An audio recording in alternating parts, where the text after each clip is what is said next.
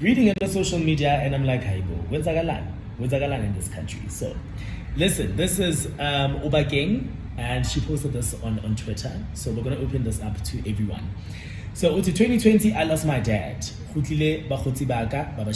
girls didn't. I remember Patu was away on holiday with her family, but she sent me a bouquet of flowers to show that, I'm there in spirit. The rest of my friends that were 15 kilometers or at least less away from her home did nothing. They might they didn't come. It was around COVID, so I thought maybe that's why they didn't come. A part of me was also questioning why and how they didn't just come to my house to be with me, like the boys did. But still, I left it. 2021, 6 months later, I lost my brother. They didn't come again. This time, it wasn't even around COVID. I was extremely hurt because they all knew how close I was with my brother. And the fact that I was still mourning my dad, only for me to lose my brother 6 months later. I expressed how sad and heartbreaking this was for me, but, I forgave them.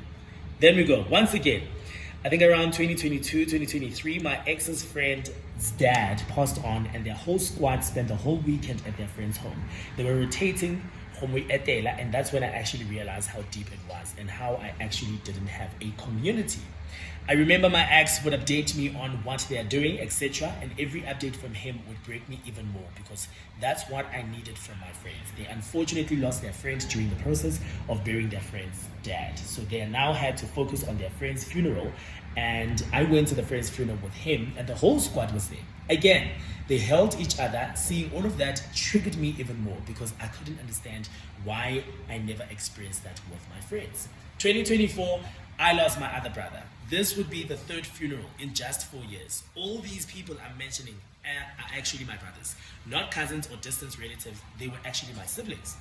With this brother, it was actually all over Polokwane and everyone was at his funeral. They didn't come. Again, guys, you're failing me. I remember my other brother's friends were there, my cousins, their friends were there, and I was alone again. I remember my ex was there, holding me down throughout this funeral. And so with this last one, I actually got sick and tired. It made me sad that my ex was holding me down more than my girls. I then wrote messages to all of them and cut them off. They all had excuses